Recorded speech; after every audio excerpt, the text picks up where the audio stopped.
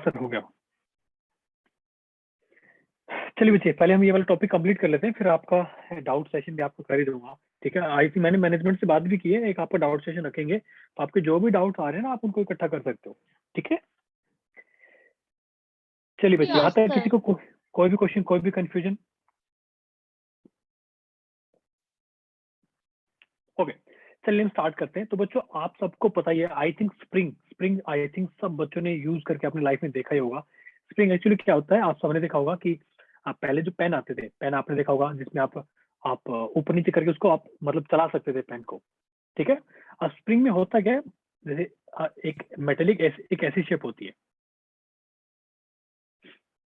ठीक है, अगर आप इसको कंप्रेस करोगे, ठीक है, आप इसको ऐसे आपने कंप्रेस किया, फोर्स आपने लगाया, ठीक है, तो इसकी टेंडेंसी क्या होती है, वापस अपनी शेप में आने की है। ठीक है, अगर आप इसको इलोंगेट करोगे ऐसे, ठीक है, तो इसकी टेंडेंसी क्या होगी, फिर से अपनी शेप में आने की, फिर से अपनी शेप में आने की। तो बच्चों स्प्रिंग एक ऐसी चीज है जो हमेशा, अगर आपने इसको कंप्रेस किया है तो वो बाहर की तरफ फोर्स लगाएगा। ठीक है, अगर आपने इसको इलोंगेट किया तो वो बच्चों अंदर की तरफ फोर्स लगाएगा। तो बच्चों हमेशा टेंडेंसी क्या होती है स्प्रिंग की, हमेशा अपनी नेचुरल लेंथ में आने की टेंडेंसी होती है। ठीक है, अगर आप कोई फोर्स नहीं लगाओगे तो वो हमेशा अपने नेचुरल स्टेट में रहेगा। मैं आपको एक चीज दिखा देता हूँ, फॉर एग्जाम्पल मैं एक एग्जाम्पल लेता हूँ, देखो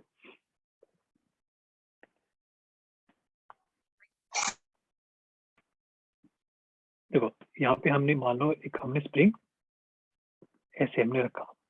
ठीक है, एक स्प्रिंग है ऐसे अपनी नेचुरल स्टेट में।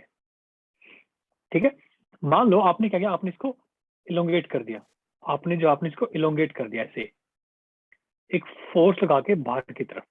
ठीक है, तो बच्चों होगा क्या, एक फोर्स लगेगा अंदर की तरफ, एक फोर्स लगेगा अंदर की तरफ, और मान लो ये जो है इसकी नेचुरल लेंथ है, ये वाली जो है इसकी जो है नेचुरल लेंथ है।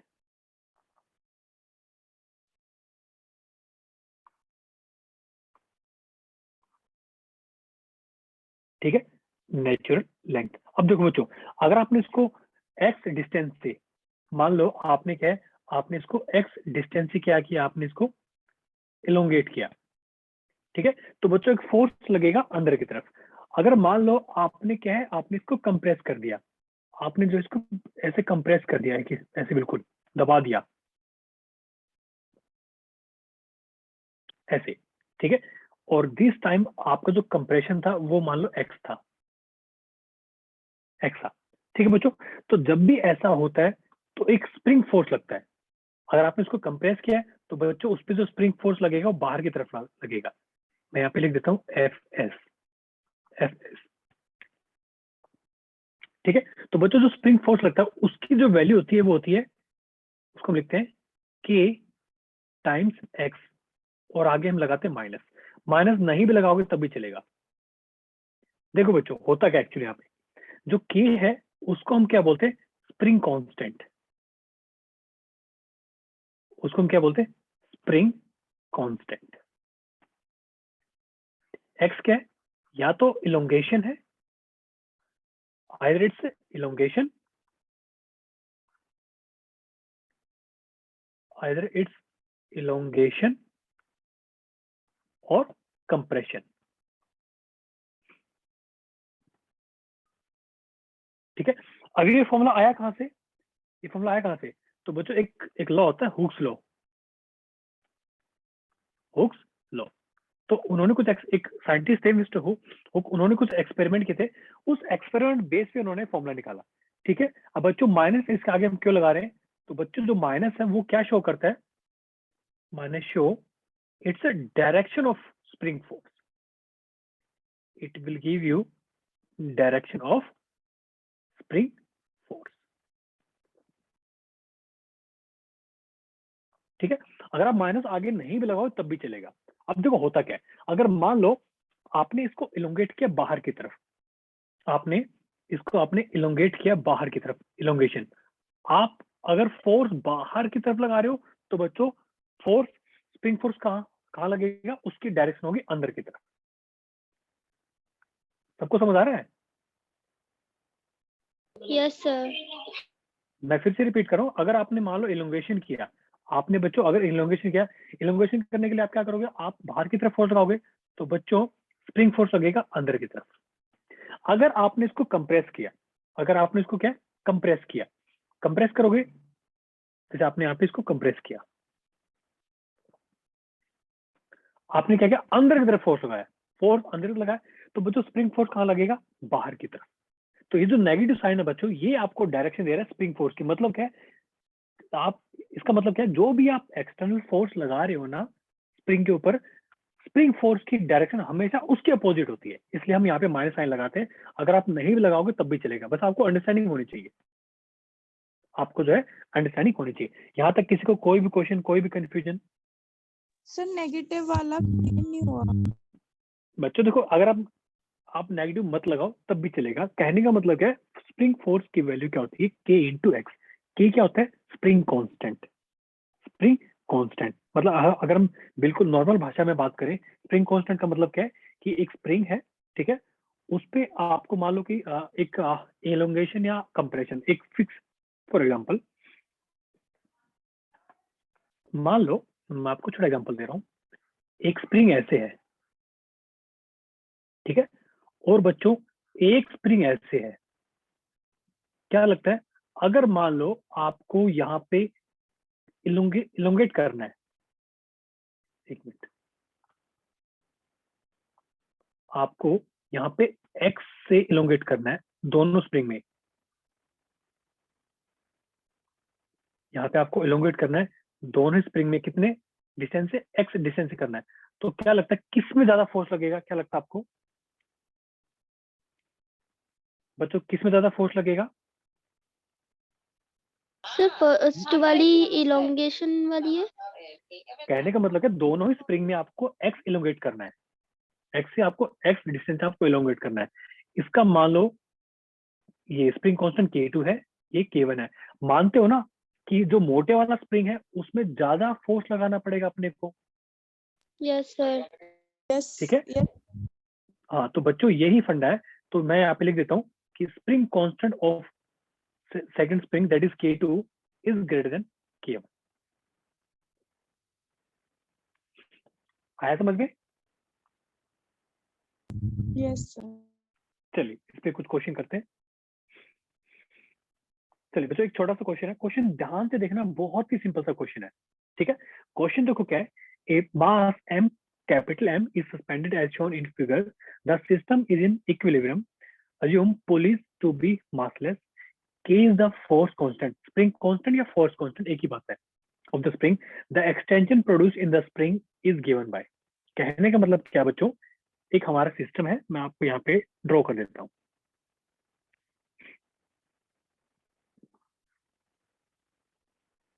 देखो, एक जो है अपना ऐसे दो पुली है ऐसे, इस पे एक मास लगा हुआ है, क्या, कैपिटल M। अब जो पूरा सिस्टम है ना, ये पूरा एंटायर सिस्टम क्या रेस्ट पे है। मतलब क्या,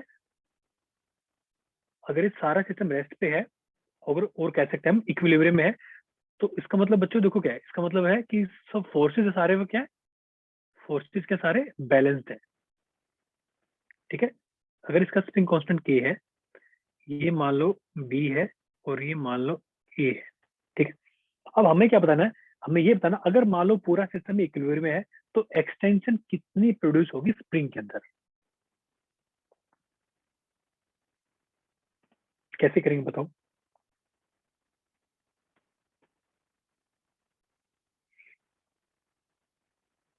चलो मैं एक क्वेश्चन आपको करके दिखा देता हूँ। देखो बच्चों, अगर पूरा सिस्टम जो है, अगर मान लो ये बैलेंस्ड है, अगर बैलेंस्ड, अगर मैं मास m की बात करता हूँ, ठीक है, मास m की बात करता हूँ, मैं यहाँ से ड्रॉ कर रहा हूँ। देखो बच्चों, मास जो m है, उस पे एक नीचे फोर्स लग रहा है, क्या, कैपिटल M जी, और उस पे एक बच्चों क्या लग रहा है, टेंशन फोर्स लग रहा है ऊपर की तरफ, टेंशन फोर्स। यहाँ तक किसी को कोई भी डाउट, कोई भी क्वेश्चन? No sir. ठीक है। अब बच्चों देखो, अगर हमारा जो पूरा सिस्टम है, अगर वो इक्विलिब्रियम में है, इसका मतलब क्या है कि सारे सारे फोर्स क्या है, बैलेंस है। अगर बच्चों सारे फोर्स बैलेंस है, तो जितने भी आपको यहाँ पे फोर्स दिख रहे हैं आप उनको क्या कर सकते हो, आप उनको बैलेंस कर सकते हो। यहाँ तक किसी को कोई भी कंफ्यूजन? No sir. चलिए, तो इसका मतलब क्या है, अगर सारे फोर्स बैलेंस है बच्चों, तो हम लिख सकते हैं ना कि tension force is equal to mg force. ये अपनी अभी फर्स्ट इक्वेशन, ठीक है बच्चों। यहाँ पे टेंशन फोर्स, यहाँ पे टी है।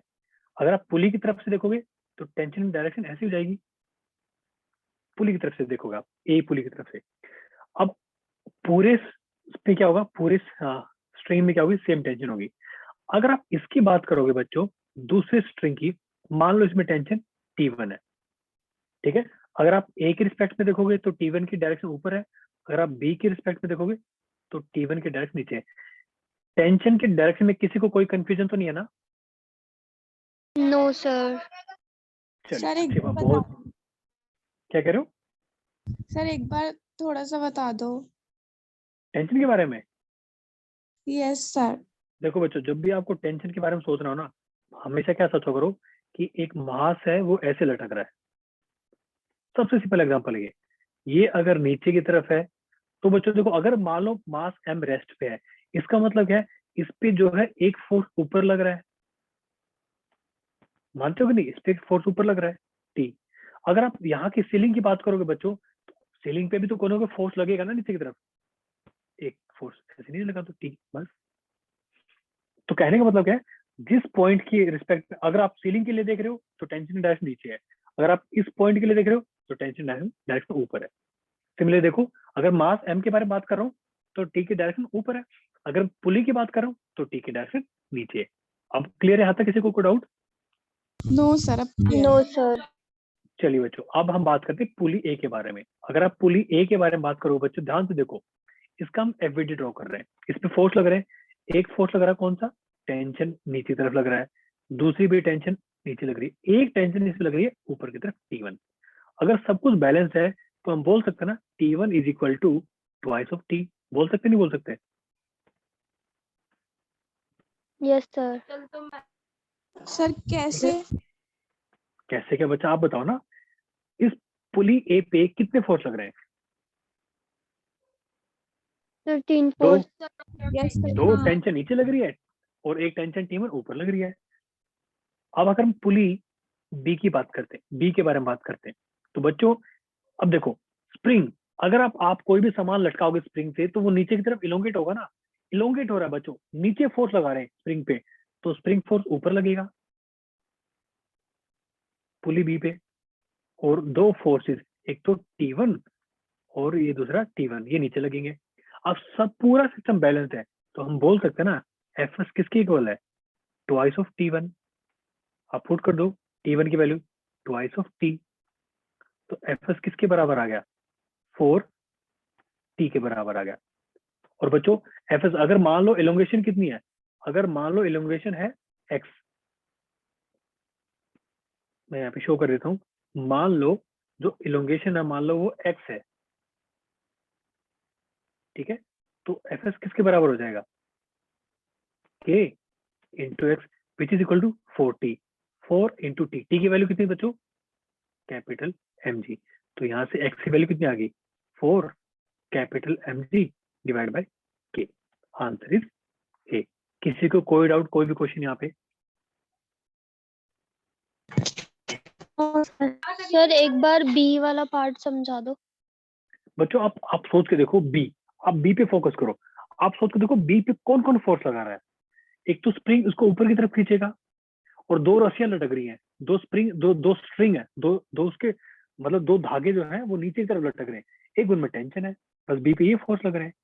अगर पूरा सिस्टम इक्विलिब्रियम में है, इसका मतलब क्या है, जो पुली बी है वो रेस्ट पे है, रेस्ट पे है, इसका वो कैसे कब हो सकता है, जब spring force twice of T1 के इक्वल हो, तभी हो सकता है ना। नहीं सर, ये वाला kx इज इक्वल टू में 4mg। बच्चे स्प्रिंग फोर्स की वैल्यू क्या होती है, अभी हमने देखा था ना स्प्रिंग फोर्स की वैल्यू माइनस FS kx। की। बच्चों माइनस सिर्फ डायरेक्शन के लिए, माइनस पे आप फोकस मत करो, माइनस बस ये दिखाने के लिए कि अगर आप कोई एक्सटर्नल फोर्स लगाओगे ना, कोई आप एक्सटर्नल फोर्स लगाओगे वो उसके अपोजिट आएगा। अगर आप स्प्रिंग को बाहर से खींचोगे मतलब आप इलोंगेट करोगे, मतलब आप फोर्स बाहर लगा रहे हो, उसको खींच रहे हो, तो स्प्रिंग फोर्स अंदर लगेगा। अगर आप उसको कंप्रेस करोगे, अंदर दबाने की कोशिश करोगे, तो वो बाहर की तरफ फोर्स लगाएगा। वो जो माइनस साइन है बस वो ये दिखाता है कि जो भी आप फोर्स लगाओगे स्प्रिंग के ऊपर आप जो एक्सटर्नल फोर्स लगाओगे, स्प्रिंग फोर्स के डायरेक्शन में से उसकी अपोजिट। अब आया समझ में? Yes sir sir. ये तो 40 आया था, हमने फिर 4 mg क्यों लिख दिया?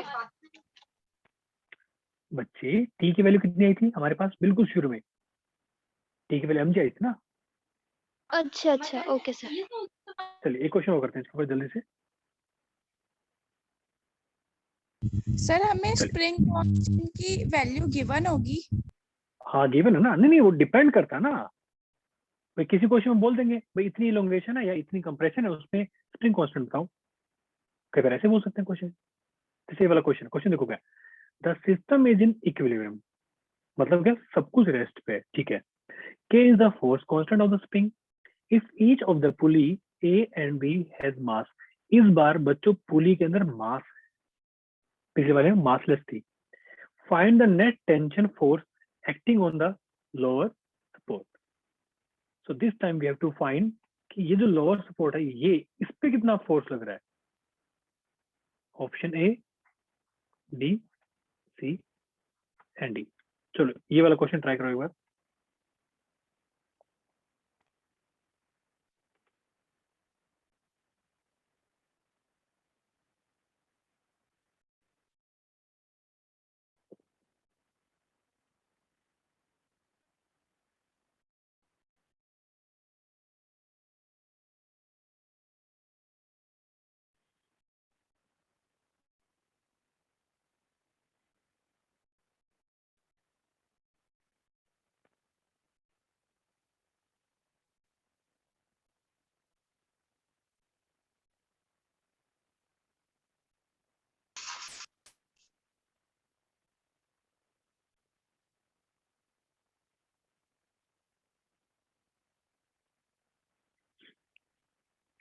चलिए ये वाला क्वेश्चन ट्राई करते हैं।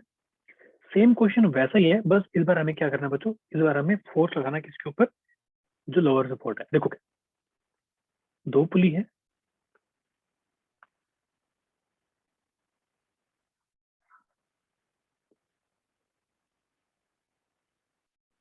देखो दो पुली है ऐसे, ठीक है, और दोनों ही ऐसे कनेक्टेड है लोअर सपोर्ट से। ये क्या बच्चों, यहाँ पे मास लटक रहा है, उसकी वैल्यू है कैपिटल एम। और इस बार बच्चों जो दोनों पुली है, इनके अंदर भी मास है इस बार, ठीक है। और ये जो सारा सिस्टम है, ये किससे लटक रहा है, एक स्प्रिंग से, ठीक है। इसकी वैल्यू कितनी की है बच्चों। इस बार हमें क्या निकालना है, हमें ये निकालना है कि ये जो है इस पे कितना फोर्स लग रहा है, इस पे कितना फोर्स लग रहा है, हमें ये निकालना है। अगर आप ध्यान से देखो, बिल्कुल सिंपल से है, कुछ नहीं करना बच्चों। जब भी बात फोर्स की हो ना, हमेशा क्या करो, फ्री बॉडी डायग्राम। देखो अगर आप टेंशन की बात करोगे, इस पे टेंशन शो कर दो, ये टेंशन नीचे, ये टेंशन नीचे। लेकिन अगर आप देखोगे बच्चों, अगर आप देखोगे इस लोअर सपोर्ट से, अगर आप देखोगे ना, तो बच्चों टेंशन डायरेक्शन कैसे करोगे आप, ऊपर की तरफ। ध्यान से देखो बच्चों, अगर आप यहाँ पे टेंशन दिखाओगे, आप लोअर सपोर्ट की तरफ से देखोगे, तो टेंशन डायरेक्शन कैसे होगी, ऊपर की तरफ। अगर इसमें मान लो टी है, ये मान लो T1 है। अगर आपको कंफ्यूजन हो भी ना, तो एक काम कर लिया करो, आप टेंशन, दोनों टेंशन शो कर दिया करो, ऐसे दोनों टेंशन शो कर दो, ठीक है बच्चों। यहाँ तक किसी को कोई भी डाउट? No sir. अब देखो बच्चों, चलिए हम सबसे पहले बात करते हैं किसके बारे में, मास m के बारे में बात करते हैं। इसका हम एफबीटी ड्रॉ करते हैं। सिंपल से है, पहले वाली तरफ यही है, नीचे फोर्स क्या लग रहा है, mg, ऊपर t लग रहा है। तो बच्चों t is equal to capital mg। First equation, ये ए पुली थी, ये अपनी बी पुली है, ठीक है। अब बच्चों क्या करो, आप इस बार अब एफबीटी ड्रॉ करो, किसका, पुली का। ये ए पुली है, ठीक है। अब बच्चों ध्यान से देखो, इस पे क्या है, नीचे टेंशन टी लग रही है दोनों तरफ, एक टेंशन क्या लग रही है, ऊपर लग रही है। लेकिन बच्चों इस बार इसका खुद का मास भी तो लगेगा नीचे की तरफ, क्योंकि इस बार इसमें मास है, तो बच्चों हम लिख सकते हैं ना, यहाँ से हम क्या लिख सकते हैं, अगर पूरा सिस्टम इक्विलिब्रियम पे है T1 is T1 equal to में 2T mg। बिल्कुल सही, 2T प्लस कैपिटल mg अपनी सेकंड इक्वेशन है। सर आपका ये 2T कैसे आ रहा है सर? पिछली वाली स्लाइड में भी समझ नहीं आया।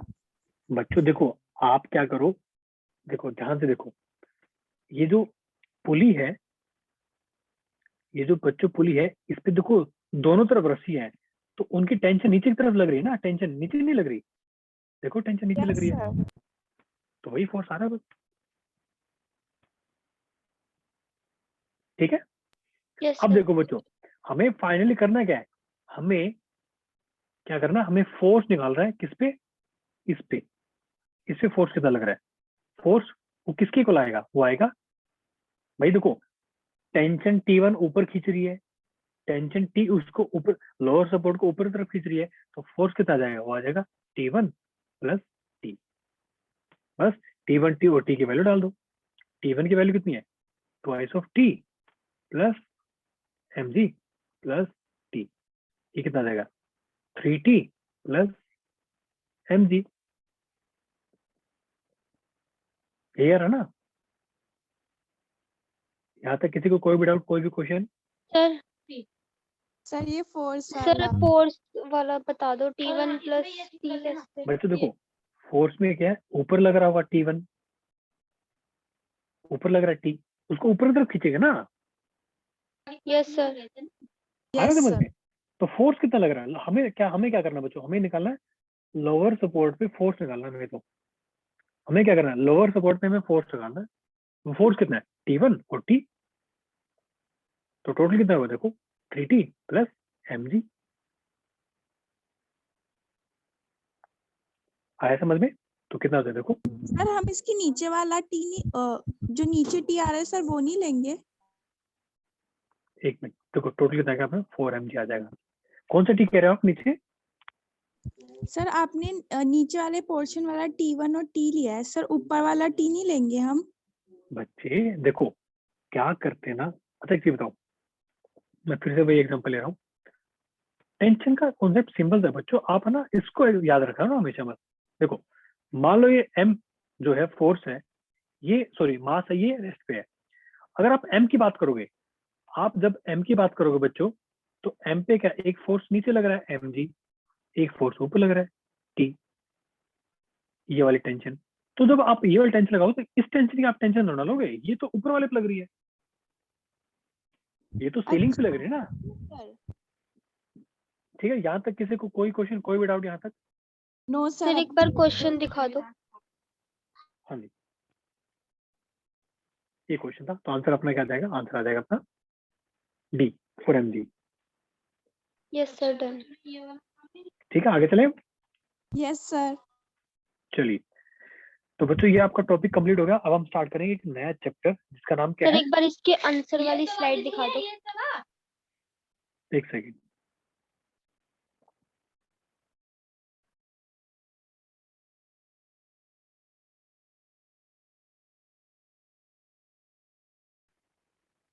दिख रहा है आपको, यस सर चलिए बच्चे आगे चलें, क्योंकि हमारे पास देखो वो सिलेबस करना है, यस सर डन। चलिए नेक्स्ट टॉपिक अपना क्या है बच्चों, आप इसकी PDF फ्रिक्शन, शेयर कर देना। हाँ हाँ सब कुछ मिलेगा आपको, don't worry, okay sir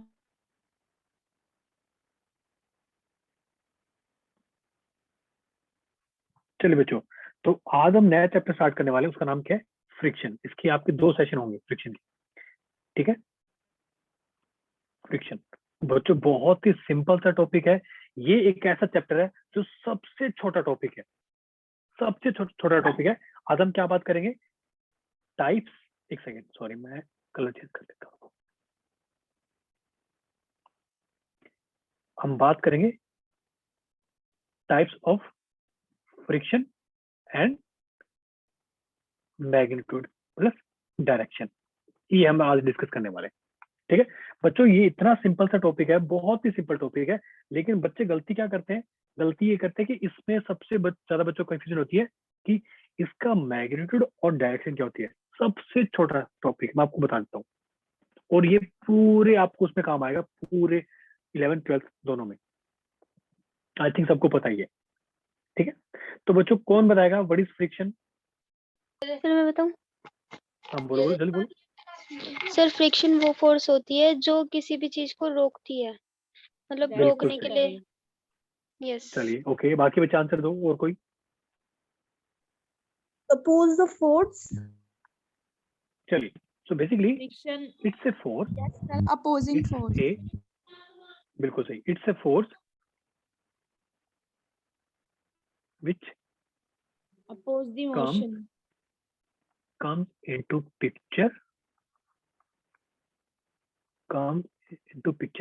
when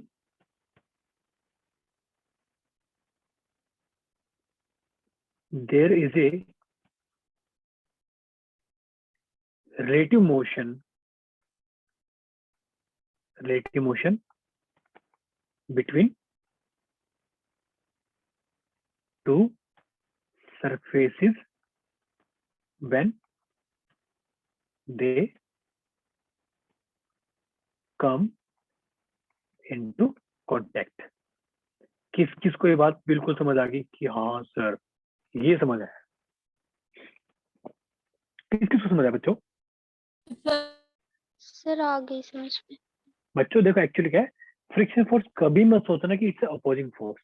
actually friction force की इसकी स्पेशलिटी क्या होती है बच्चों, ये हमेशा क्या करता है, ये हमेशा रिलेटिव मोशन को क्या करता है, डिक्रीज करने की कोशिश करता है। रिलेटिव मोशन को डिक्रीज करने की कोशिश करता है। किस किस को ये वाला पॉइंट समझ आया? Yes, sir. सर एक बार रिलेटिव मोशन बता दो। बिल्कुल सही, ये मैं बस सोच रहा था कि किसी बच्चे ने क्वेश्चन क्यों नहीं पूछा था। देखो बच्चों बिल्कुल ध्यान से सुनना। मान लो इतना सही एग्जांपल दूंगा कि आप उसको जिंदगी भर याद रखोगे।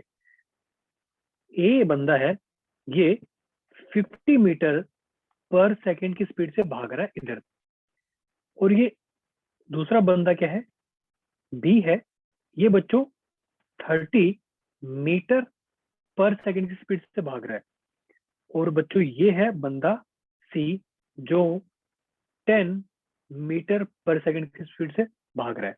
यहां तक आया समझ में? Yes sir. बच्चों अगर आप निकालोगे velocity of A with respect to B, कितनी आ जाएगी? 50 minus 30 which is equal to 20 meter per second. किस किस को समझ आई है? Yes sir. ठीक है। सिमिलरली अगर आप निकालोगे velocity of A with respect to C, कितना आ जाएगा? 50 माइनस 10 40। अब मुझे एक चीज बताओ, किसके बीच में रिलेटिव मोशन ज्यादा है, या किसके बीच में रिलेटिव वेलोसिटी ज्यादा है? ए और बी के बीच में या ए और सी के बीच में? ए और सी के बीच में सर। क्यों? क्योंकि दोनों में डिफरेंस कितना बच्चों को? 40 का डिफरेंस है। मतलब क्या है कि ए जो है, ए सी के रिलेटिव 40 मीटर पर सेकंड ज्यादा फास्ट भाग रहा है, वही ए बी के रिस्पेक्ट में कितना भाग रहा है? 20 मीटर पर सेकंड ज्यादा फास्ट भाग रहा है। किस किस को समझ आया ये? यस सर आ गया समझ में। अगर मान लो कोई दूसरा बंदा है, अगर मान लो बच्चों को दूसरा बंदा है जो क्या कर रहा है, जो मान लो 50 से चल रहा है, तो उसकी ए की वेलोसिटी उसके रिस्पेक्ट में कितनी हो जाएगी? 0। किस किस को समझ आया यहाँ तक? यस सर समझ में आ गया। चलिए अब बात है, चलो ठीक है, हम ये बोल देते हैं भाई, चलो ठीक है, जब भी दो सरफेस है आपस में जब टच करते हैं, आपस में कॉन्टेक्ट में आते हैं, और वहां पे अगर उनके बीच में अगर रिलेटिव मोशन होता है, फ्रिक्शन आता है। लेकिन फ्रिक्शन होता क्यों है, क्यों होता है फ्रिक्शन? तो बच्चों एक्चुअली दो इसके कारण है। पहला कारण क्या बच्चों? पहला कारण है इंटरलॉकिंग। क्या? इंटरलॉकिंग। देखो बच्चों एक्चुअली देखो क्या होता है, मान लो आपको छोटा एग्जांपल देता हूं। सर रिलेटिव मोशन मतलब एक के रिस्पेक्ट में दूसरे को देखना। बिल्कुल बिल्कुल। Okay sir. एक सेकंड ना, सॉरी इसमें कुछ इशू हो गया।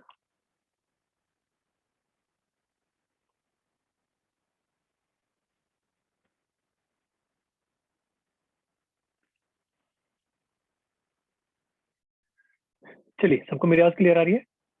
Yes sir.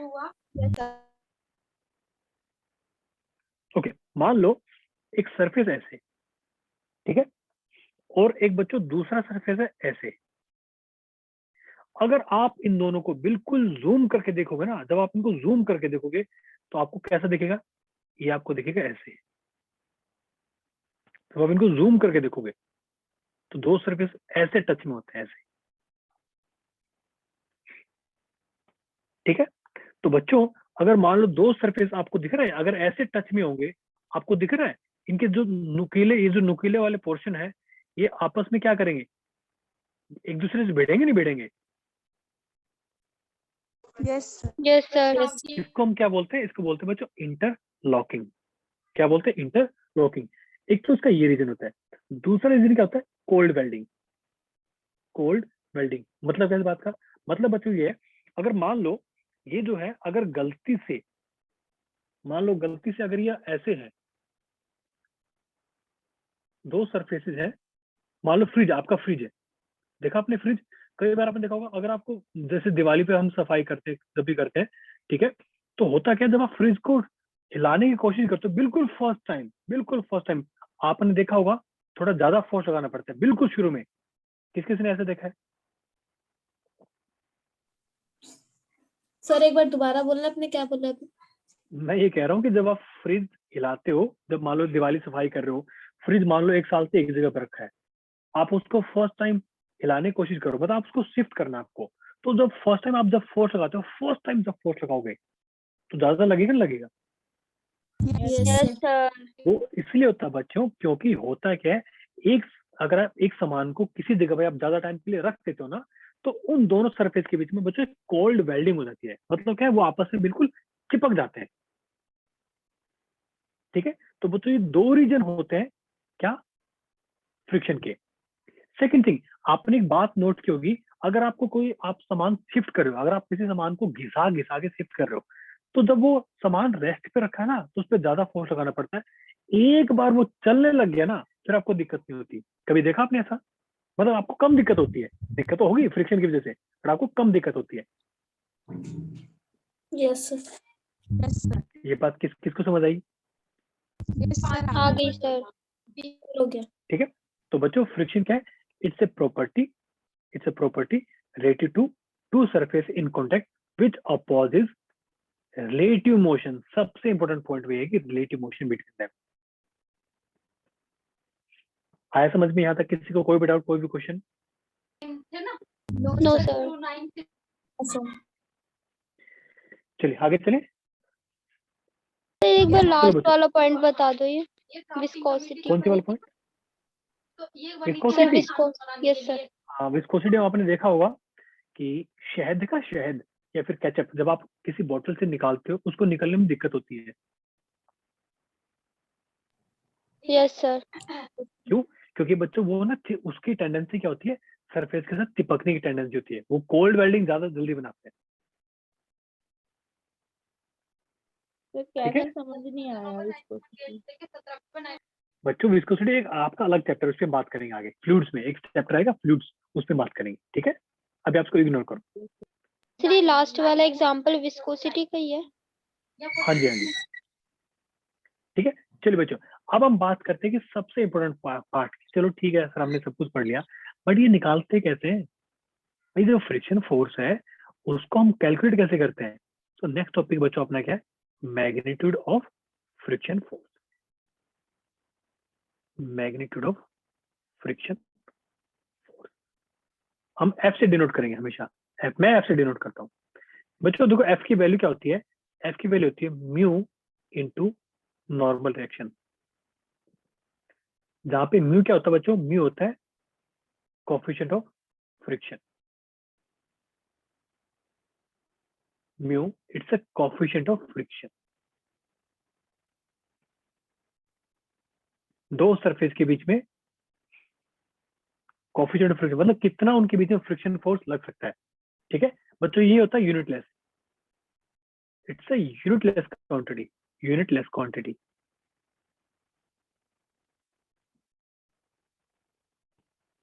ठीक है, फॉर एग्जांपल आपको थोड़ा एग्जांपल देता हूँ।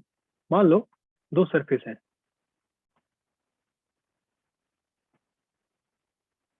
एक तो ये है और एक मान लो इसका कोफिशिएंट म्यू 1 है। म्यू1, ठीक है, और एक मान लो दूसरा है,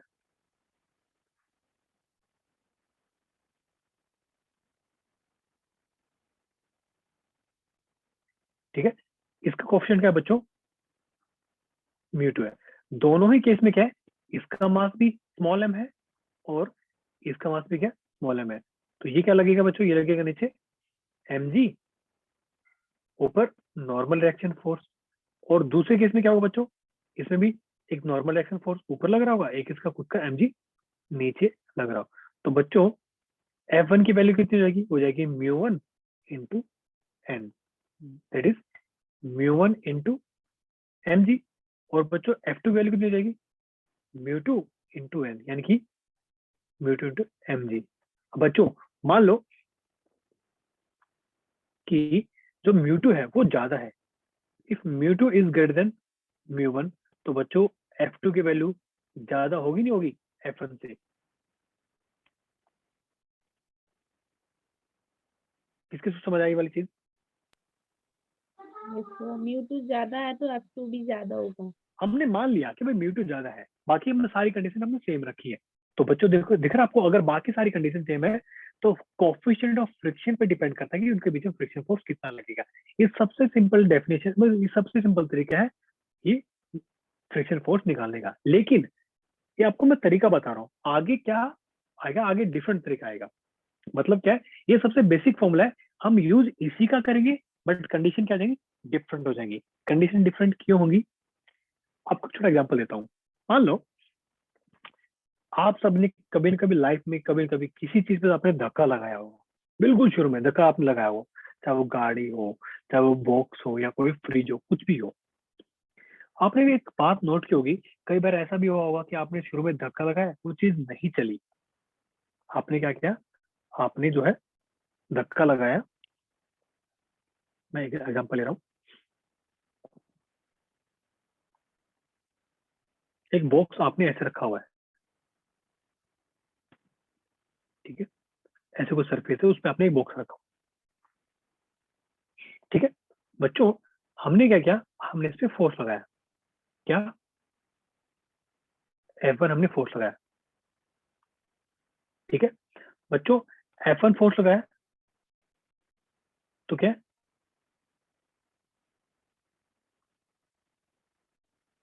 ठीक है, जब हमने F1 फोर्स लगाया, M is at rest, M rest पे था। बच्चों आपने देखो, according to Newton first law, अगर आप किसी ऑब्जेक्ट पे अगर आप कोई एक्सटर्नल फोर्स लगाओगे तो उसको मूव करना जरूरी है। ये बात हमने पढ़ी थी, यस सर। ठीक है। हमने क्या किया, हमने F1 फोर्स लगाया, ठीक है, मास M क्या है, रेस्ट पे है, रेस्ट पे। अब देखो आपको पता चल गया कि एक फ्रिक्शन फोर्स नाम की चीज होती है। अगर आप M पे फोर्स आगे की तरफ लगा रहे हो, ठीक है, तो अगर वो M रेस्ट पे, इसका मतलब कोई ना कोई फोर्स उसके पीछे भी लग रहा है जो उसको बैलेंस कर रहा है। किस किस को बात समझ आ गई? यस सर, आ गई। कि भाई अगर आपने F1 फोर्स लगाया, लेकिन वो पीछे भी फोर्स एक है जो उसको बैलेंस कर रहा है, मान लो वो है F1, तो हम बोल सकते हैं ना, अगर रेस्ट पे है तो F1 is equal to small f1। अब हमने क्या किया बच्चों, अब हमने फोर्स की जो वैल्यू हमने बढ़ा दी, हमने क्या, फोर्स की वैल्यू हमने बढ़ा दी। इस बार हमने फोर्स कर दिया ट्वाइस ऑफ F1। हमने फोर्स क्या कर दिया बच्चों, हमने फोर्स की वैल्यू डबल कर दी,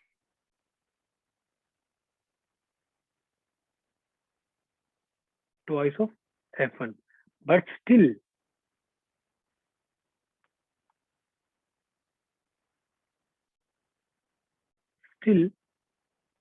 M इज एट रेस्ट।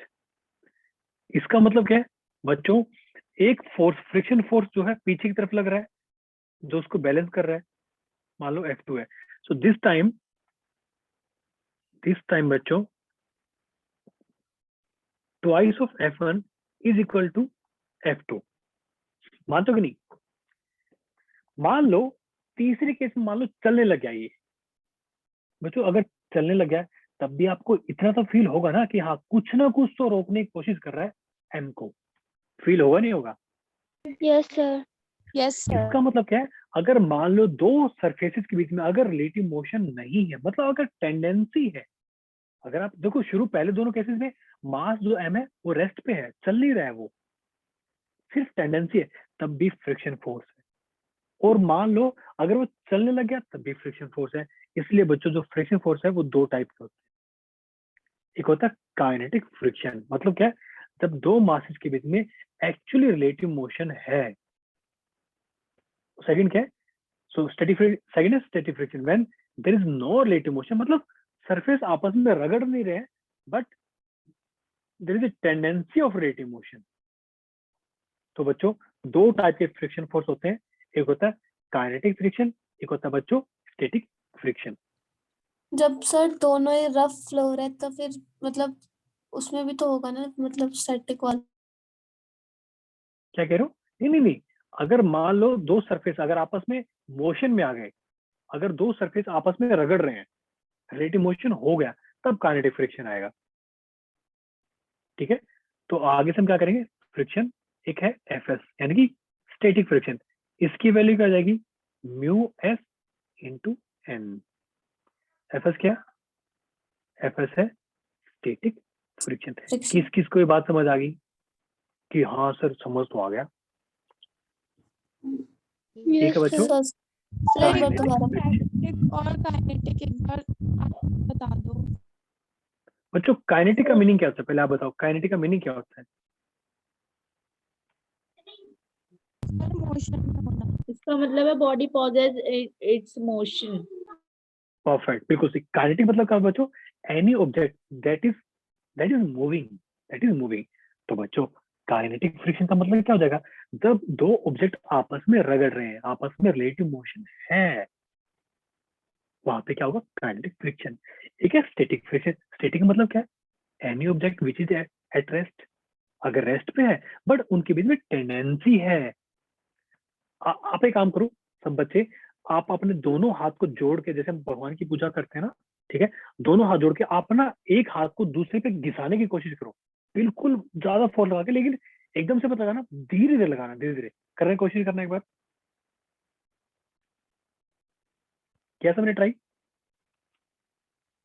आपने जब सबने ट्राई किया होगा, अगर आपने ट्राई किया होगा तो जब बिल्कुल आप धीरे धीरे फोर्स बढ़ा रहे हो, तो शुरू में क्या है, दोनों हाथ आपस में रिलेटिव मोशन नहीं है, बट आप फोर्स फील कर सकते हो ना कि हाँ घिस रहे हैं, घिसने की कोशिश करने की कोशिश कर रहे हैं। Yes sir. आया समझ में? और जैसे घिसने लगे तब आपको फील होने लगा कि हाँ भाई देखो अभी आवाज निकल रही है, क्यों, क्योंकि साउंड एनर्जी निकल रही है। इसका मतलब क्या है बच्चों, एक्चुअली आवाज क्या है, it's a loss, friction force की वजह से बच्चों ये लॉस है, ये एनर्जी का। ठीक है, यहाँ तक किसकी सर समझ एक आ गया? बार प्रीवियस स्लाइड दिखा दो। कौन सी स्लाइड बच्चों? सर प्रीवियस वाली जो फ्रिक्शन यूनिट लेस वाला था। अरे अभी तक आप वहीं पे हो क्या? क्या कर रहे नहीं हो सर मैंने नोट नहीं किया। आप? इसका स्क्रीनशॉट ले लिया करो ना, बाकी आपको नोट्स मिल जाएंगे, नोट में सारे। यस सर अच्छी हो बात, अगर गया। आप नोट्स बना रहे हो अच्छी बात, चलिए ठीक है, आगे चले। और सर एक बार मैग्नीट्यूड का मतलब भी बता दो।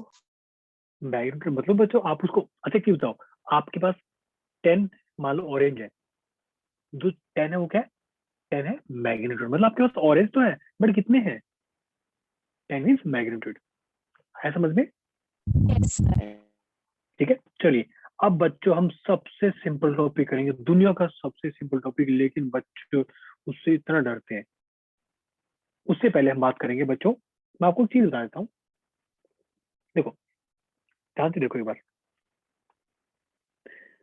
अगर मैं वो एग्जांपल फिर से लेता हूँ, देखो बच्चों मैं एक एग्जांपल ले रहा हूँ फिर से। एग्जांपल क्या है, ये वाला एग्जांपल, कि जो बॉक्स है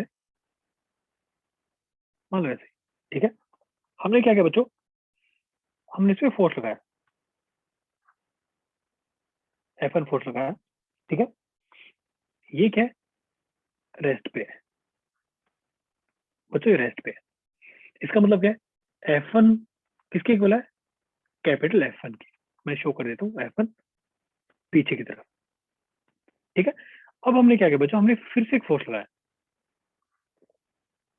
सॉरी थोड़ा साफ बना देता हूँ, वरना बच्चे बोलेंगे सर आपकी राइटिंग भी खराब है, आप डायग्राम भी बेकार बनाते हो। चलिए, अब बच्चों हमने क्या किया, हमने फोर्स लगा दिया। कौन सा? हमने फोर्स लगा ट्वाइस ऑफ F1। स्टिल ये नहीं मूव कर रहा F2, ठीक है, स्टिल ये रेस्ट पे है। तो बच्चों हम बोल सकते हैं ना F2 की वैल्यू कितनी है? Twice of F1। बच्चों देखो सारी कंडीशन सेम है, लेकिन हमने जो एक्सटर्नल फोर्स हमने क्या कर दिया, इंक्रीज कर दिया। स्टिल ये क्या है, ये अभी रेस्ट पे ही है। बच्चों एक बात मानते हो कि जो F1 फोर्स है, स्मॉल f1 और F2 both are static friction, मानते हो कि नहीं? Yes sir. Yes sir.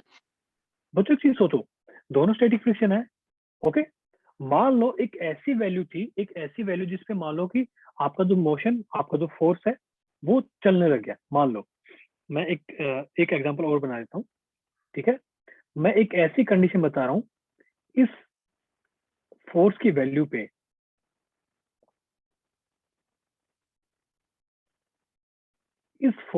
पे मान लो कोई कैपिटल फोर्स हमने लगा दिया, ठीक है। इस फोर्स पे बिल्कुल बस जस्ट मतलब चलने ही वाला है, समझ लो, बिल्कुल मतलब बस जस्ट चलने ही वाला है फोर्स, मतलब ये जो मास है ये बस चलने वाला है। ये मान लो क्या है, एफ एस, ठीक है। तो बच्चों एफ एस तो मैंने लिख दिया, ये बिल्कुल बस चलने ही वाला है, तो हम बोल सकते हैं ना कि वो स्टैटिक फ्रिक्शन की मैक्सिमम वैल्यू है। मानते हो कि नहीं? Yes sir. मतलब क्या, एक ऐसा फोर्स, एक हमने कैपिटल एफ लगाया, वो लगाने के बाद क्या है, अगर हल्का सा हमने 0.0001 हमने और इंक्रीज कर दिया, चल जाएगा। तो बच्चों आपको ये बात दिख रही है कि जो स्टैटिक फ्रिक्शन है, और अगर मान लो कोई फोर्स लग ही नहीं रहा है, अगर मान लो कोई फोर्स लगा ही नहीं रहे, मास सिर्फ m रेस्ट पे रखा हुआ है, तो बच्चों स्टैटिक फ्रिक्शन क्या होता है, उसकी जो वैल्यू है वो 0 टू Fs मैक्स इसके बीच में लाई करती है हमेशा। कहने का मतलब क्या बच्चों, static friction has variable magnitude, इसकी कोई फिक्स वैल्यू नहीं होती, ये डिपेंड करता है सिचुएशन पे। Has variable value. किस किस को बात समझ आ गई कि हाँ सर समझ तो आ गया? तो यस बच्चों सर। स्टैटिक फ्रिक्शन क्या है बच्चों, वो वैल्यू वो खुद को एडजस्ट करता है, वो एडजस्टेबल फोर्स है। लेकिन बच्चों काइनेटिक फ्रिक्शन क्या है भाई, उसकी वैल्यू फिक्स है, वो उसकी वैल्यू बिल्कुल फिक्स है। क्यों बच्चों, एक चीज बताओ, अगर दो सरफेसेस अगर आपस में रगड़ने ही लगे, अगर आपस में रिलेटिव मोशन में आ गए हैं, तो उसमें जो फ्रिक्शन फोर्स लगेगा ना बच्चों, उसकी वैल्यू क्या रहेगी, फिक्स रहने वाली है, ठीक है। सो एफ के will be equal to mu k into n, constant magnitude, constant magnitude। किस किस को समझ आ गया ये? सर ये जो नीचे वाला है सर, ये समझ नहीं आया बस। कौन सी वाला समझ में ये आया? वाइट वाला बता दो, एफ के बच्चों कांस्टेंट मैग। बच्चों अगर आप सोच के देखो ना, अगर अगर दो सरफेस आपस में रिलेटिव मोशन करने ही लगे हैं, मतलब आप सोच के देखो ना, आप देखो, अब देखो हाथ, मेरे हाथ घिस रहे हैं, आपको आपको क्या लगता है बीच में फ्रिक्शन की वैल्यू चेंज हो रही होगी क्या? भाई जब आपस में रिलेटिव मोशन होने लग गया है, और वो फिक्स रहेगी, वो जो मैक्सिमम लग सकती है। आया समझ में? Yes sir. ठीक है। और बच्चों ध्यान रखना, मैं आपको एक पॉइंट बता देता हूँ। पॉइंट बच्चों क्या है, पॉइंट ये है कि एफ के is always less than F S max. कहने का मतलब क्या बच्चों, जो काइनेटिक फ्रिक्शन की जो वैल्यू है वो हमेशा स्टैटिक फ्रिक्शन की जो मैक्सिमम वैल्यू है उससे हमेशा छोटी होती है। ये बात किस किस को समझ आई? Yes sir. क्यों? बात है कि क्यों छोटी होती है।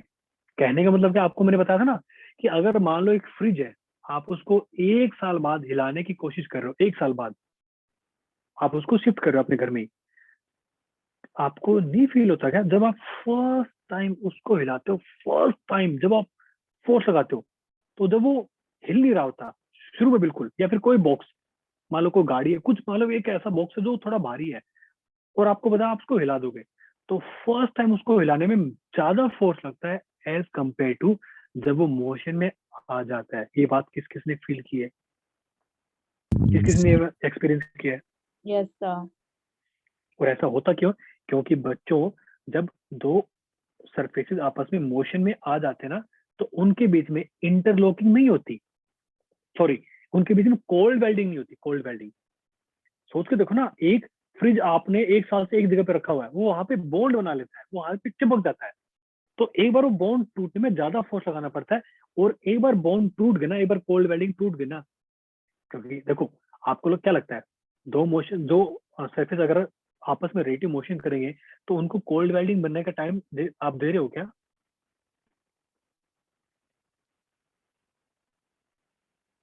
ये बात किस किस को समझ आ गई?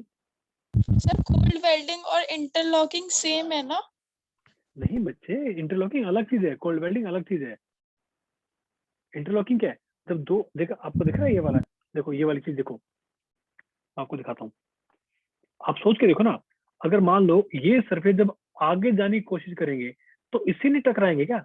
इससे टकराएंगे नहीं ये, यस सर। ठीक है। और दूसरी बात क्या, कोल्ड वेल्डिंग क्या है, अगर मान लो ये पॉइंट्स आपस में मान लो ये, एक चीज सोच के देखो, ये जो पोर्शन है, ये पोर्शन यहाँ पे ऐसे बहुत टाइम से आपस में क्या है, बिल्कुल टच में है, ये पोर्शन आपस में बहुत टाइम से आपस में टच में, बहुत टाइम से, तो ये आपस में कोल्ड वेल्डिंग कर लेते हैं, ठीक है। Yes sir. यस। चलिए, अब सबसे सिंपल टॉपिक, दुनिया का सबसे सिंपल टॉपिक हम करने वाले हैं, जिसका नाम क्या है, डायरेक्शन ऑफ फ्रिक्शन। ये बहुत बच्चों को कंफ्यूजन होती है कि सर डायरेक्शन कैसे निकालते हैं, किस किस को कंफ्यूजन है डायरेक्शन की फ्रिक्शन में, और फ्रिक्शन की डायरेक्शन में? यस सर है। देखो बच्चों, ध्यान रखो, बहुत ही सिंपल तरीके से आपको बताऊंगा, बस आपको ध्यान से सुनना है। आपने इससे पहले क्या सीखा है मुझे नहीं पता, आप उसको दिमाग में भूल जाओ कि आपने कुछ सीखा है। मान लो एक ये सरफेस है, अच्छा ये बताओ, मैं आपको छोटा एग्जांपल देता हूँ। देखो, अगर आपको अगर आपको ए और बी के बीच में अगर आपको रिलेटिव मोशन कम करना है, या आपको रिलेटिव वेलोसिटी कम करनी है, तो कैसे कर सकते हैं? सर इनकी स्पीड कम करके। किसकी स्पीड? बिल्कुल सही बोला आपने, लेकिन किसकी स्पीड कम करनी है? सर अगर बी वाले की स्पीड कम कर दे तो। बी की स्पीड कम कर दो तो और बढ़ जाएगी रिलेटिव, करेंगे ना। है। हाँ सॉरी, ए वाले की। दो तरीके हैं, या तो ए की स्पीड कम कर दो या बी की स्पीड बढ़ा दो। आया समझ में? Yes sir. ठीक है, बस फ्रिक्शन यही करता है, और फ्रिक्शन कुछ भी नहीं करता, वो एक को कम करता है और दूसरे को बढ़ाता है। फॉर एग्जाम्पल, आपको एग्जाम्पल देता हूं मैं, सोच के देखना, बिल्कुल एक छोटा सा एग्जाम्पल दे रहा हूँ। देखो, मान लो ये जो नीचे वाला ना, ये आपका हाथ है, नीचे वाला पोर्शन ये है क्या, आपका हाथ है, ठीक है, हैंड। आप इसको आगे की तरफ मूव कर रहे हो, आगे आप मूव कर रहे हो, सोच के देखो, आप मान लो कि आपके हाथ में कुछ भी, आपने देखा होगा ना, कभी कभी आपने कोई ना कोई चीज आपने हाथ में कैरी की होगी, कई बार आप देखा ना कि आप हाथ में कोई छोटी सी कटोरी आप लेके जा रहे हो, कुछ भी जा रहे हो, वो गिरती नहीं है, वो फिसलती नहीं है, मानते हो कि नहीं? अब एक यस चीज सर। बताओ, आपका हाथ है, लेकिन आप तो उस सामान पे कोई फोर्स नहीं लगा रहे, आप तो कुछ आपने उसको पकड़ा भी नहीं हुआ, वो फिर चल कैसे रहा है? इसका मतलब क्या बच्चों, उस पे एक फोर्स लग रहा है, कहाँ पे? आगे की तरफ। मानते हो कि नहीं? तभी तो Yes, चल रहा है ना sir. वो, है कि नहीं? अब बस ध्यान रखो, अगर आपको एक की डायरेक्शन पता चल गई ना बच्चों, बस अगर आपके हाथ पे फ्रिक्शन आगे लग रहा है ना बच्चों, सॉरी, अगर उस ऑब्जेक्ट पे अगर फ्रिक्शन आगे लग रहा है बच्चों, तो ध्यान रखना आपके हाथ पे फ्रिक्शन लग रहा है पीछे की तरफ। किस किस को ये बात समझ आ गई, जल्दी से बताओ।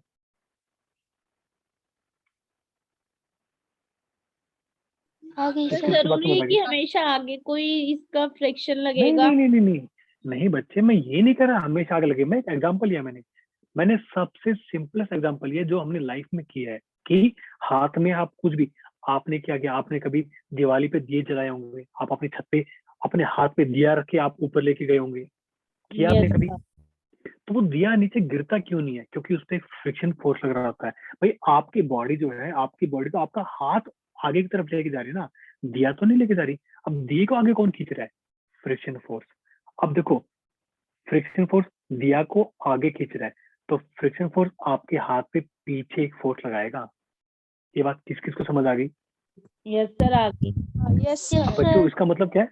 इसका मतलब क्या है बच्चों? फ्रिक्शन क्या कर रहा है? स्पीड, उस ऑब्जेक्ट की स्पीड को बढ़ा रहा है और आपके हाथ की स्पीड को कम कर रहा है। तो ध्यान रखना बच्चों, फ्रिक्शन फोर्स हमेशा क्या करता है? एक की स्पीड को बढ़ाएगा, जिसकी स्पीड कम है ना उसको बढ़ाएगा, और जिसकी स्पीड ज्यादा है उसको घटाएगा। सिंपल सा फंडा है।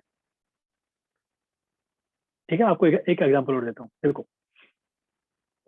चलो आपको एक एग्जांपल देखो, मान लो ये एक केस है, ठीक है? दो ऑब्जेक्ट है ए और बी, दो ऑब्जेक्ट हमारे पास ए और बी, ठीक है? यहाँ तक ओके। अभी तक डायरेक्शन किस किस को समझ आ गई अभी तक? सर आ गई समझ. ठीक है बच्चों, ए की वेलोसिटी मान लो वी है और बी की वेलोसिटी वी भी है, दोनों ही इक्वल है बच्चों, तो फ्रिक्शन कहाँ लगेगा? ए पे फ्रिक्शन की डायरेक्शन कहाँ पे होगी? आगे की तरफ, पीछे की तरफ, मतलब टुवर्ड्स राइट और टुवर्ड्स लेफ्ट? ए पे। Sir towards right. A ठीक है, पे. बाकी बच्चे बताओ। सर जब दोनों इक्वल है तो फ्रिक्शन क्यों लगेगी? बिल्कुल सही, क्योंकि बच्चों no relative motion, no relative motion which implies friction will be 0। ठीक है, चलिए नेक्स्ट केस। मान लो जो v है, वी ए, वो वेलोसिटी ज्यादा है वी बी से। अब बताओ मुझे कि मास बी पे कहाँ लग रही होगी फ्रिक्शन डायरेक्शन? मैं बी की बात कर रहा हूँ, बी पे कहाँ लग रही होगी? आगे की तरफ, पीछे की तरफ?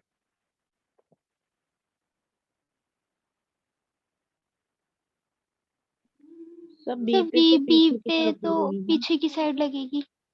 ठीक है, और ए पे? ए पे आगे की साइड आई थिंक. ठीक है बच्चों, सोच के देखो एक बार, बिल्कुल ध्यान से सोच के देखो कि ए और बी दो ब्लॉक है, आपस में साथ साथ मतलब चल रहे हैं। ए की वेलोसिटी क्या है? ज्यादा है, और बी की वेलोसिटी कम है।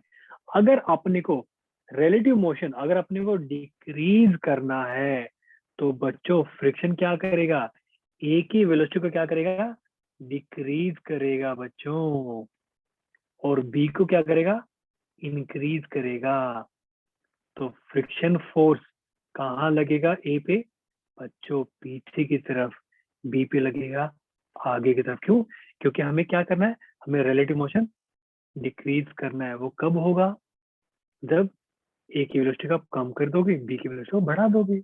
याद करो पहले वाला एग्जांपल, ए और बी आपस में भाग रहे थे। किस किस को समझ आएगा ये तरीका? Yes yes sir. सर। आगे सब कुछ समझ में? Yes sir. क्या? चलिए मैं आपको एक छोटा एग्जांपल और देता हूँ। मैं, अगर किसी को अभी भी कंफ्यूजन है, मैं आपको एक एग्जांपल दे देता हूँ। ठीक है, मान लो ये अपना ए का सरफेस है। कि पापा जीरो क्यों हुआ? बट आपकी आवाज नहीं आ रही, आपकी आवाज बहुत ज्यादा कट रही थी बीच में।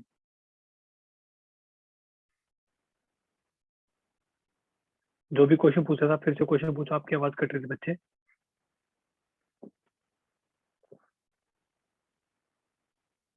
बच्चों सोच के देखो एक बार, सोचना ध्यान से मान लो जो नीचे वाला पोर्शन है ये रेस्ट पे है, नीचे वाला पोर्शन ये रेस्ट पे है और ये मोशन में है, ठीक है। बच्चों सोच के देखो, अगर ऐसा कुछ है, सोचो ना, एक बार सोचो ना, अगर मान लो ये जो पोर्शन है ये जब इससे टकराएगा, ये इससे टकराएगा, देख रहे हैं आपको, ये जब इससे टकराएगा सर तो व्हाइट वाला क्या कर रहा है, व्हाइट वाला येलो पे क्या कर रहा है, आगे की तरफ धकेल रहा है ना भाई, आगे की तरफ धकेल रहा है, क्योंकि येलो वाला तो रेस्ट पे है। आ रहा है सबको समझ में? Yes sir. तो उससे होगा क्या, उससे क्या होगा बच्चों, जो येलो वाला है उसकी टेंडेंसी क्या होगी, मोशन में आने की। मानते हो कि नहीं भाई? आप Yes, क्यों sir. धक्का, ऐसे ऊपर वाला पोर्शन धक्का मार रहा है। अच्छा क्यों बच्चों, अगर ये व्हाइट वाला पोर्शन अगर येलो पे धक्का मारेगा तो according to Newton third law motion action reaction होगा, Yes, एक्शन sir. रिएक्शन होगा नहीं होगा? तो येलो वाला क्या Yes, करेगा sir. बच्चों, येलो वाला इस पे वापस, एक मिनट सॉरी मैंने गलती कर दी, मुझे व्हाइट से बनाना, मुझे ये व्हाइट से दिखाना चाहिए, सॉरी एक मिनट रुको।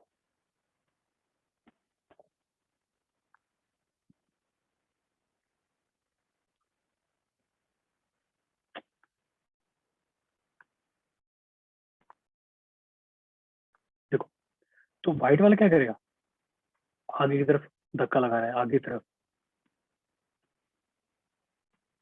है कि नहीं? और बच्चों येलो क्या करेगा, येलो मारेगा धक्का पीछे की तरफ।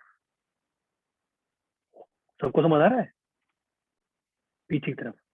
अब उससे Yes, होगा क्या, sir. उससे क्या होगा, येलो की स्पीड तो बढ़ रही है भाई, उसके धक्के की वजह से येलो की स्पीड तो बढ़ रही है, लेकिन ए की स्पीड कम भी तो हो रही है। Yes, आया समझ sir. में? तो ये दोनों तरीके में, तो एक एक एक एक केस और करते हैं, ये वाला केस आप खुद से कर लेना, ठीक है, सिंपल चीज है। चलो आपको ये वाला करवा देता हूँ। मान लो वीबी की वैल्यू क्या है, ज्यादा है वीए से, तो फ्रिक्शन बच्चों क्या करेगा, सर वीबी की पीछे की वैल्यू को साइड एक लगेगी। value डिसाइड करेगा। अरे हाँ. वाह, आया समझ में? ये Yes, चलो कोई sir. पीछे लगाएंगे और ए पे वीए लगाएगा की आगे की तरफ। आगे।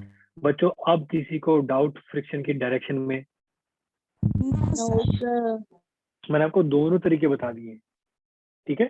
सिमिलरली फोर्स के लिए, अगर मान लो ए पे फोर्स लग रहा है एफ ए और बी पे फोर्स लग रहा है एफ बी, अगर दोनों ही इक्वल है तो बच्चों कोई फ्रिक्शन नहीं होगा। सिमिलरली अगर एफ ए ज्यादा है तो फ्रिक्शन क्या करेगा, उसकी वैल्यू को डिक्रीज करने की कोशिश करेगा। तो ए पे कहाँ लगेगा फ्रिक्शन, पीछे की तरफ, और बी पे लगेगा आगे की तरफ। आगे की साइड। आया समझ में? अब similarly F B, Yes, friction sir. क्या करेगा, फ्रिक्शन क्या बोलेगा, अच्छा एफ बी, अच्छा भाई ज्यादा है तेरे अंदर, ज्यादा पावर है ना, ये ले बेटा, ये ले, डिक्रीज कर रहा हूँ तुझे मैं। और ए, तो कमजोर है बेटा, कोई बात नहीं, मैं हूँ तेरे साथ। फ्रिक्शन हमेशा कमजोर की हेल्प करता है, ठीक है। आया Yes, समझ में? sir. Yes, sir. यहाँ तक किसी को कोई भी यस सर। कंफ्यूजन? बच्चों आपने सबसे इंपॉर्टेंट पार्ट, जो सबसे सिंपल होता है लेकिन दुनिया को सबसे डिफिकल्ट लगता है, वो आपने क्लियर कर लिया। इसके बाद आप चिल मारते हुए बिल्कुल सारे कर लोगे आराम से, बिल्कुल आराम से, ठीक है। इसके बारे में ऑलरेडी बात कर चुके हैं, मैग्नीट्यूड ऑफ काइनेटिक फ्रिक्शन, ये हम ऑलरेडी कर चुके हैं, ठीक है।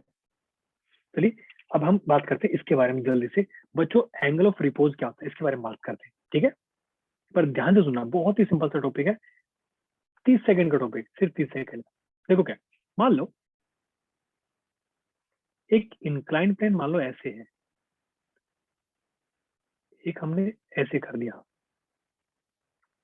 और एक मान लो ऐसे हो गया, हमने एंगल को ज्यादा बढ़ा दिया,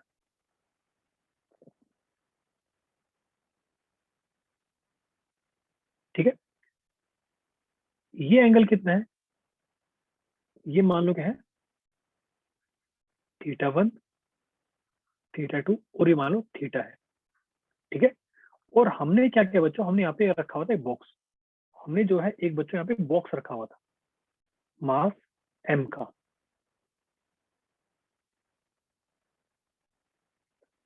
सबको बात समझ आ रही है? Yes, sir. ठीक है, हमने ऐसे एक मास रखा हुआ था हमने m का, ये रेस्ट पे है, ये रेस्ट पे है, और यहाँ पे बच्चों क्या है, just about to move, about to move, मतलब क्या बिल्कुल ही थोड़ा सा फोर्स और लगते क्या होगा, नीचे गिरेगा। बच्चों अगर आपको याद हो तो हमने क्या किया था, हमने सबको याद है ना कि इस पे एक फोर्स लग रहा है नीचे की तरफ, कौन सा लग रहा है बच्चों, mg sin थीटा। किस किस को याद है? सर याद है। अब बच्चों अब सोच के देखो, ये नीचे आ रहा है, नीचे आने की कोशिश कर रहा है, तो फ्रिक्शन क्या करेगा? अच्छा बेटा नीचे जा रहा है, ले मैं लगता ऊपर हूँ की तेरे साइड ऊपर, लगेगा सर। ऊपर लगेगा फ्रिक्शन। तो बच्चों क्या है, हम लिख सकते हैं ना, mg sin थीटा किसके इक्वल होगा, फ्रिक्शन फोर्स के। और ये किसके इक्वल होता है, म्यू इंटू एन के इक्वल होता है। और बच्चों अगर आपको याद हो, अगर आपको याद है कि नॉर्मल रिएक्शन की वैल्यू किसकी इक्वल होती थी, किस किस को याद है? mg mg cos theta. cos theta. N की वैल्यू बच्चों किसकी इक्वल है, mg cos थीटा, सबको याद होना चाहिए। तो डाल दो बस वैल्यू, कितनी आ जाएगी देखो, mg sin theta is equal to mu into mg cos theta.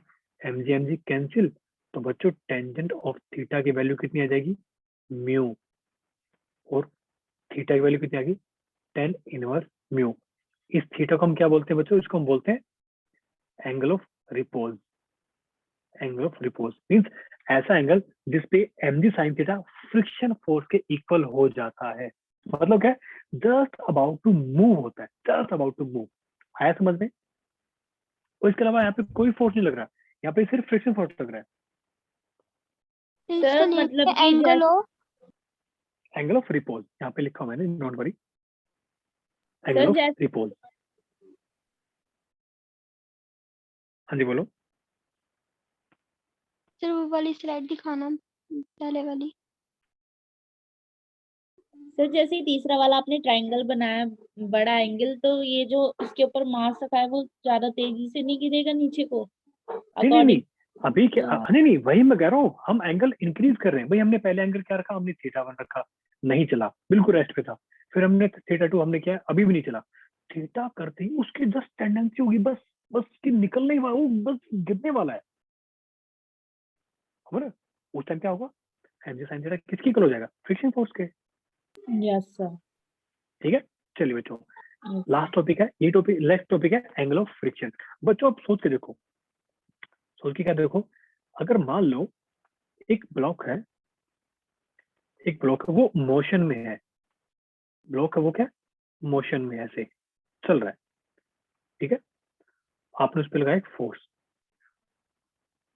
ठीक है, वो मूव कर रहा है, ठीक है, मैं लिख देता हूँ यहाँ पे,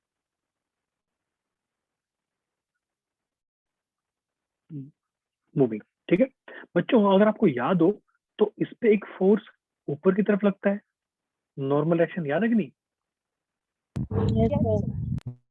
भाई नॉर्मल एक्शन फोर्स हमेशा ऊपर की तरफ लग रहा होगा, हमेशा, ठीक है, और इस पे एक फ्रिक्शन फोर्स पीछे की तरफ भी लग रहा होगा, याद है कि नहीं? Yes sir. तो यस बच्चों सर। अगर हमें निकालना हो कि इनका नेट फोर्स कितना होगा, अगर हमें रिजल्टेंट निकालना है, तो रिजल्टेंट ऐसे आ जाएगा ना, आ जाएगा, यस सर। ये मान लो क्या, ये अपना एफ, मान लो ये एफ नेट है, एफ नेट, इसकी वैल्यू कितनी हो जाएगी, एफ नेट है ये, मान लो ऐसे ही, ठीक है। एक मिनट में ये वाला डिलीट कर देता हूँ।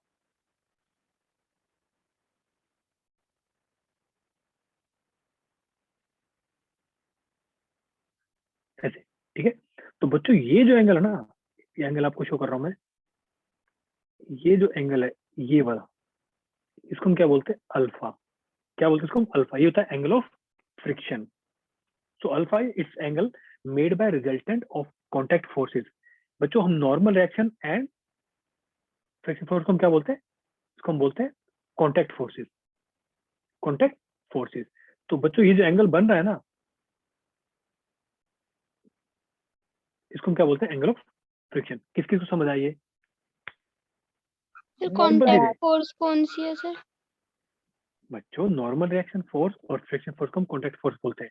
तो आप यहाँ पे लिख सकते हो क्या, टेंजेंट ऑफ अल्फा किसके इक्वल हो जाएगा, friction force divide by normal reaction.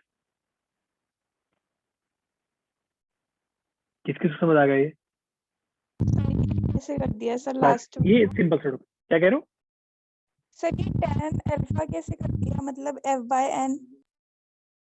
बच्चे आप बताओ टेंजेंट अल्फा कैसे होगा? देखो ना ये वाला एंगल कितना है, 90 डिग्री है। टेंजेंट अल्फा क्या Yes, होता है, परपेंडिकुलर डिवाइड बाय, तो ये फ्रिक्शन Okay, फोर्स है ना ये sir. वाला।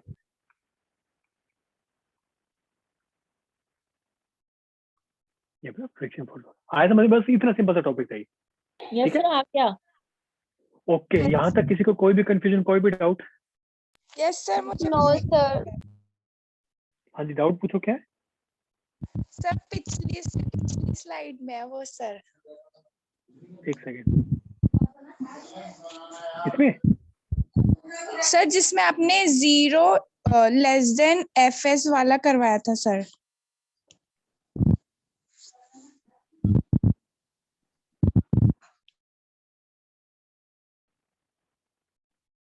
हाँ जी बोलो। यस सर, ये वाला जो रिलेशन है ना जो बॉक्स में है सर, एक बार बस वो बता दो, बाकी सब क्लियर है। नहीं डाउट क्या इसमें, डाउट था ना। सर ये वाली चीज ना समझ नहीं आई, मतलब ये बॉक्स वाली चीज एक बार बस ये बता दो। सबसे लास्ट वाला क्या? अच्छा ये वाला कह रहे हो आप? ओके ओके ठीक है, ये फ्रिक्शन ये वाला कह रहे हो क्या, ये वाला? हेलो, मेरी आवाज आ रही है? Yes sir. हाँ जी, आप ये वाला कह रहे हो ना, ये वाला समझ नहीं आया? हाँ जी सर, यही वाला। बच्चों देखो क्या होता है, अगर मान लो दो सरफेसेस हैं आपस में कांटेक्ट में है लेकिन कोई मोशन नहीं है उनके बीच में, तो स्टैटिक फ्रिक्शन की वैल्यू कितनी जाएगी, 0, क्योंकि कोई टेंडेंसी नहीं है उनके आपस में मूव करने की। समझ रहे हो? अगर मान लो आपस में मूव कर रहे हैं, आपस में मान लो बस मूव करने ही वाले हैं, तो उस टाइम बच्चों क्या होगा, उस टाइम मैक्सिमम वैल्यू आएगी, उस टाइम क्या आएगी, मैक्सिमम वैल्यू आएगी ना। Yes sir. बस वही है। तो अपना जो स्टैटिक फ्रिक्शन है बच्चों, उसकी वैल्यू एक्चुअली वेरिएबल होती है, वो डिपेंड करती है आप कितना फोर्स लगा रहे हो। हमने शुरू में F1 फोर्स लगाया, उसकी वैल्यू F1 के बराबर होगी। आपने ट्वाइस ऑफ F1 कर दिया, उसकी वैल्यू फिर से बराबर होगी, अभी भी रेस्ट पे है। इसका मतलब स्टैटिक फ्रिक्शन की वैल्यू चेंज हो रही है अकॉर्डिंग टू कंडीशन। तो static friction is also called self adjustable force, वो खुद ही एडजस्ट कर लेता है। ठीक है बच्चों, आप सबको मैंने लिंक सेंड कर दिया है फीडबैक का, जल्दी से अपने फीडबैक देखिए, अपना फॉर्म फिलअप करके अपनी अटेंडेंस लगा दो जल्दी से, फास्ट फास्ट। Okay sir. हाँ जी, एंड आई होप आज का टॉपिक सबको क्लियर हो गया होगा। फ्रिक्शन फोर्स, जहां तक मुझे लग रहा है कि सबको फ्रिक्शन फोर्स समझ आ गया होगा अच्छे से, अब डर नहीं लगेगा आपको फ्रिक्शन से। तो एक्चुअली बच्चों देखो फ्रिक्शन क्या है ना, मतलब एक्चुअली वो फिजिक्स है ना, फिजिक्स इसमें आपको ना चीजें फील कर सकते हो। सबसे अच्छी बात है कि फिजिक्स को आप फील कर सकते हो कि एक्चुअली हो क्या रहा है।